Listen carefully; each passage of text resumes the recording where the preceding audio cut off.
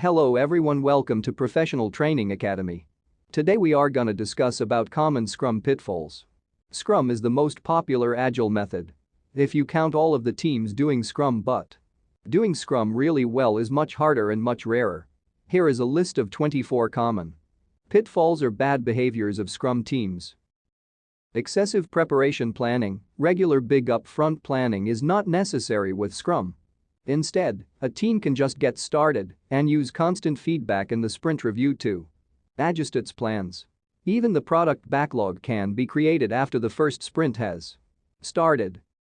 Focus on tools. Many organizations try to find an electronic tool to help them manage the Scrum process before they even know how to do Scrum well.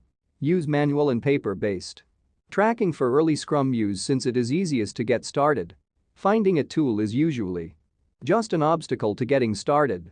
And besides, check out what the Agile Manifesto says about tools. Problem solving in the daily Scrum. The daily Scrum should not be used to find solutions to problems, obstacles, impediments raised. Instead, keep the meeting very short and have those problem-solving conversations afterwards with only those who are interested. The Scrum Master facilitates this meeting to keep it on track. Assigning tasks. Even though the concept of self-organizing teams has been around for a long time, still some people think that a project manager or team lead should assign tasks to team members.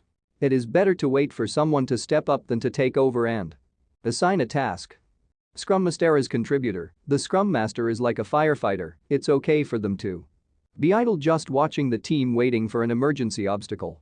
Taking on tasks tends to distract the Scrum Master from the job of helping the team follow the rules of Scrum, from the job of vigorously removing obstacles, and from the job of protecting the team from interruptions. Product owner doesn't show.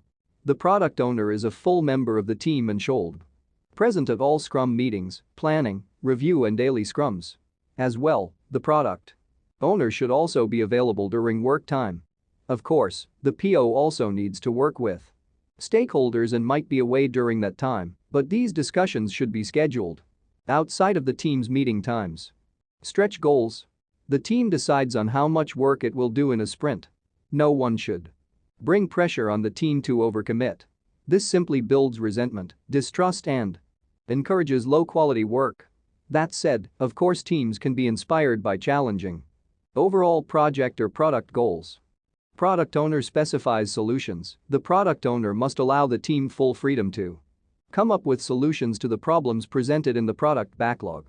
PBIs should be free of technical specifications unless they can be tied directly to a customer or end-user request. Making assumptions. Often team members will fail to ask the product owner about details of the work they are doing. A team member solves problems, but it is critical to know about constraints. The feedback between PO and team member should be ongoing throughout every day of the sprint. Changing team membership. Scrum is a framework for creating high-performance product development teams. If the membership of a Scrum team changes, it forces that team to restart the forming, storming, norming, performing sequence. If the team is in norming or performing, then changing team membership for any reason is a waste of quite an investment. Definition of done imposed. There is confusion between the concept of the definition of done and standards.